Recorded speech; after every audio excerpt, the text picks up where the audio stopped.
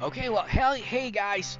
So we earlier we were talking about dealing with get me someone in the US or get me an American rep. And on the previous video, we also talked about the challenges that we all have when we have these kinds of scenario, right? It's not that difficult. I mean, if a customer wants an American rep, I can easily transfer him to an American rep. Right? It's that easy. Should not be a cause of stress. Should not be a toxic scenario. But the problem is, your account does not permit you to transfer to an American rep. Yeah, you feel me?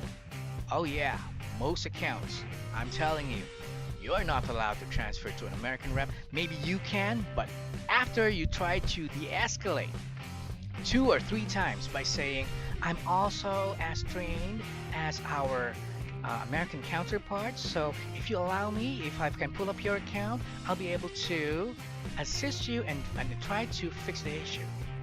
Now, be honest, that doesn't work.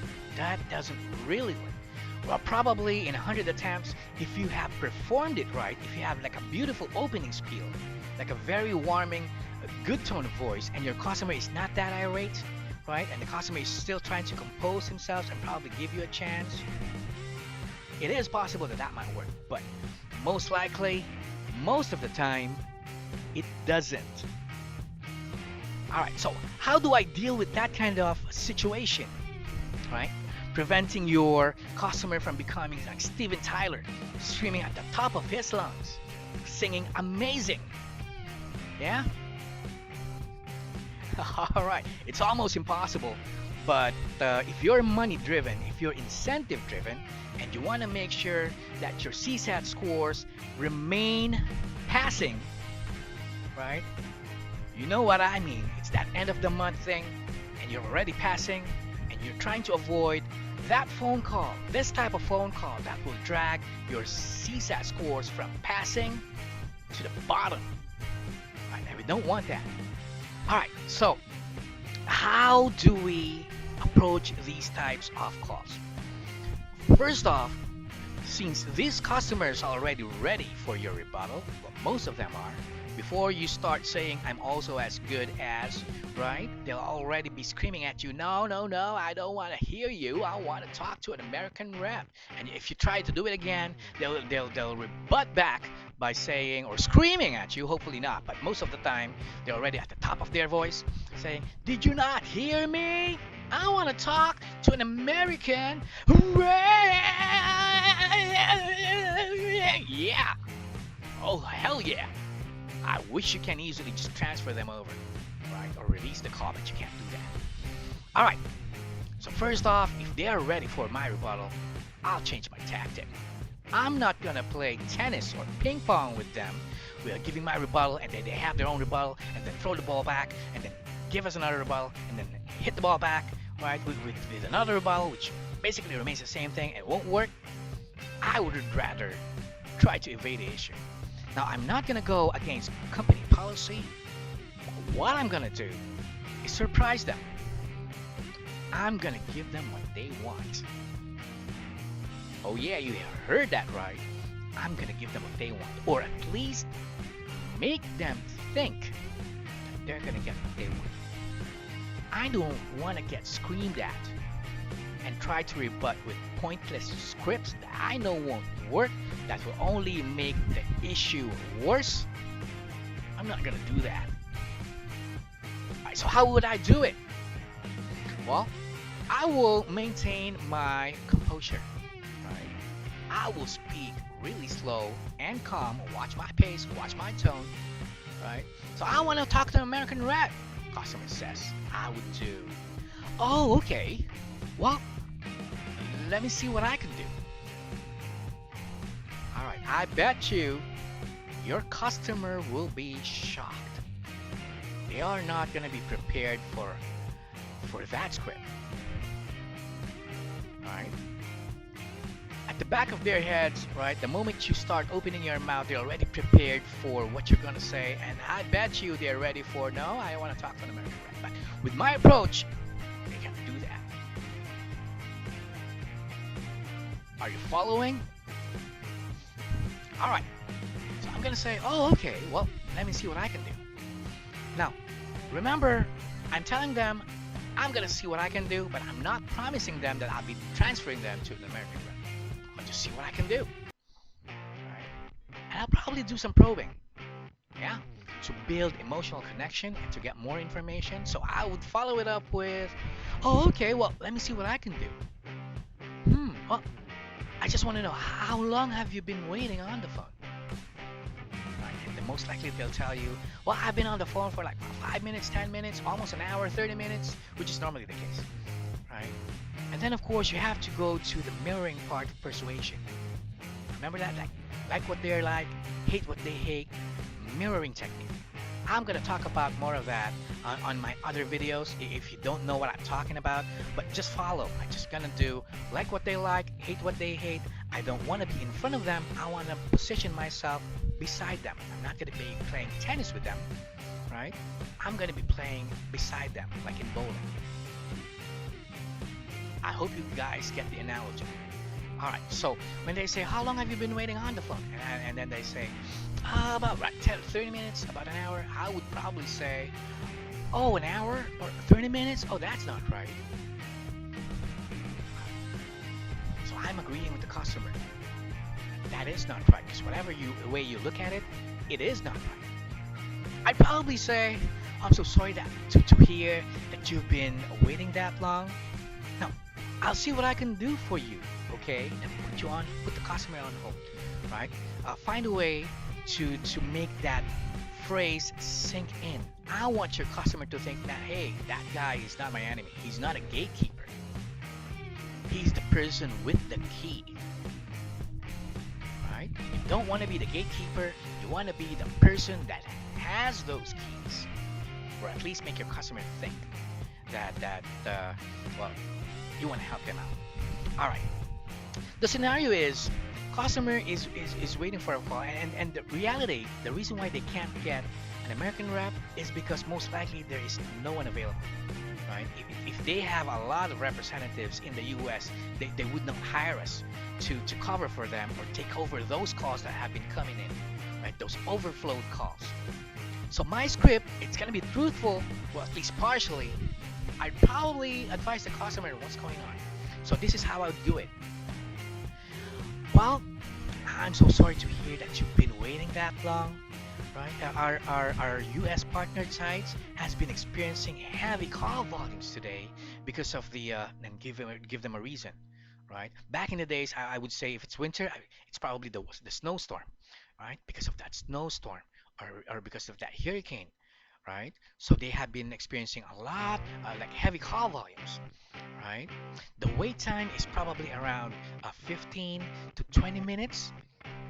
That's probably why your call was routed to us, so we can help. Now let me repeat that. Your call is probably routed to us, so we can help. Alright, now this kind of frame of thinking leads your customer to think that you're not there to take your counterpart's job, right? You're there to assist because they are already overwhelmed with work. They have been receiving a lot of calls recently, right? And your job is not to take over their job, but to help them out with those flows. We don't want your customers to wait that long. Right? So when you deliver this, right, that so we can help part, make sure you pause. Make sure you sound sincere. Let your customer digest what you have just said. Right? Pause about 2-3 seconds. And then I'll follow up with, well, we don't want you to wait that long. Well, if you will please allow me, I may be able to help you out with your concern. Right? So I'll be asking them nicely. So technically, I am de-escalating, but it doesn't sound like I am de-escalating the call. Are you following me? That makes sense? Alright. Now the customer says, I still want to talk to an American rep. Now, this happens, right? Even though you have executed properly, like a great performance in delivering that script, right? customer will still say, I still want to talk to an American.